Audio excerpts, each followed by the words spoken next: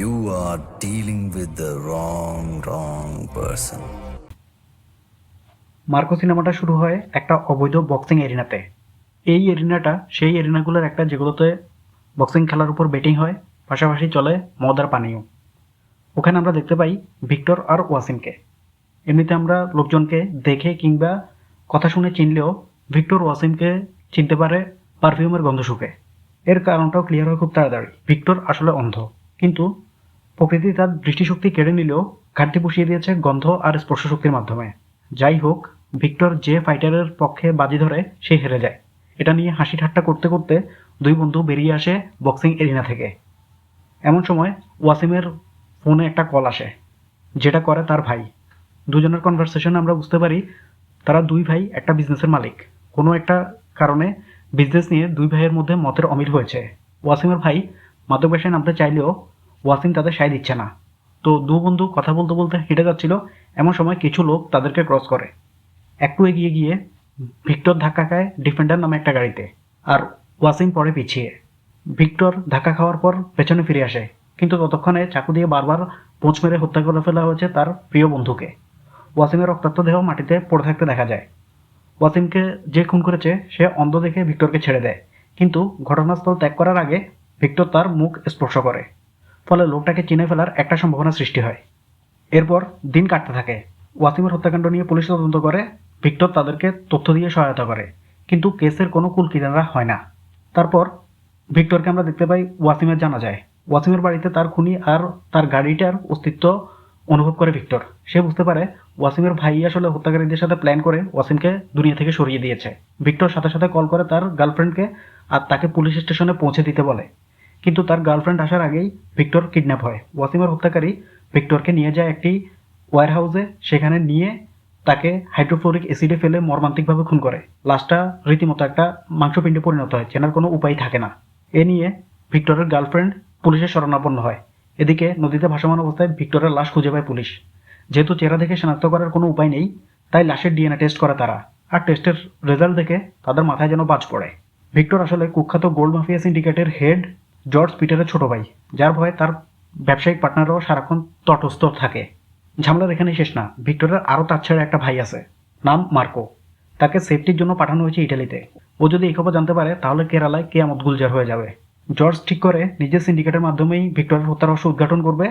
সাথে সাথে বিষয়টা মার্কোকে না জানিয়ে সে করতে চায়, কারণ মার্কো কখন কী করে কোনো ঠিক নেই।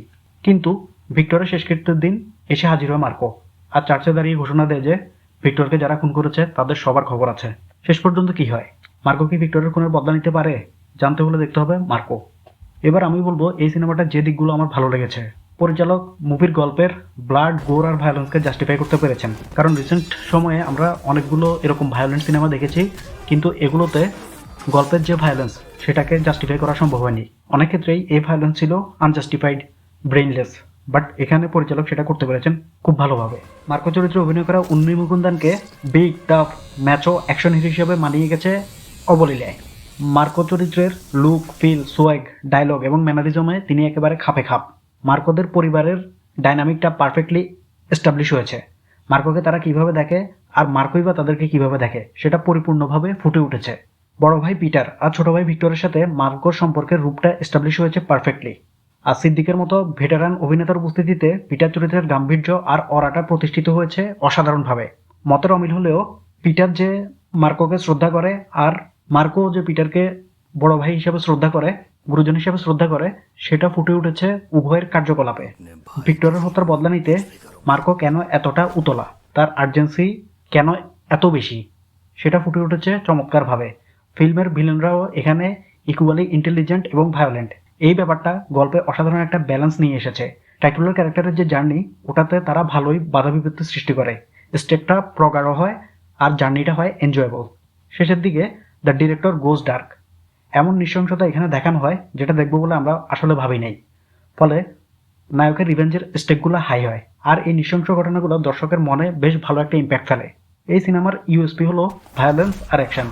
ভায়োলেন্সের কথা তো আগেই বললাম। অ্যাকশনের দিক থেকেও মার্কো একদম ওয়ার্ল্ড ক্লাস। বিশেষ করে করিডোরের মধ্যে ওয়ান টেক ফাইট সিকোয়েন্স, মার্কোদের ভাষায় হোম ইনভেশন আর লাস্টের ফাইটটা, এগুলো অ্যাকশন লাভারদের জন্য উপভোগ্যতার মাত্রাটাকে ছড়িয়ে দেবে, এটা বলা যায় চোখ বন্ধ করে। গেমের মতো first person shooter point of view থেকেও দেখানো হয়েছে কয়েকটা দৃশ্য, আবার ডিসি জোকারের একটা রেফারেন্সও ঢুকিয়ে দিয়েছেন পরিচালক। সব মিলিয়ে একদম পয়সা উসুল একটা এক্সপিরিয়েন্স দিতে পেরেছে মার্কো। সিনেমাতে খারাপ দিক ততটা আসলে নেই, কিন্তু ওই যে গতানুগতিক ক্লিশে ব্যাপার সেপার, নায়কের টক্সিসিটিকে ভালোবাসা বলার প্রবণতা, এসব আছে আর কি। এই ব্যাপারগুলো জেনেই তো আসলে সিনেমাটা দেখতে বসা। সো এটাই মার্কো নিয়ে আমাদের রিভিউ। আরও এই ধরনের রিভিউ দেখতে চাইলে লাইক, কমেন্ট, সাবস্ক্রাইব করে পাশে থাকেন। আর আজকের ভিডিওটার অডিও সম্ভবত অতটা ভালো হয়নি, ঠান্ডা লেগে গলার অবস্থা খুবই খারাপ, এই জন্য আন্তরিকভাবে দুঃখিত। ধন্যবাদ।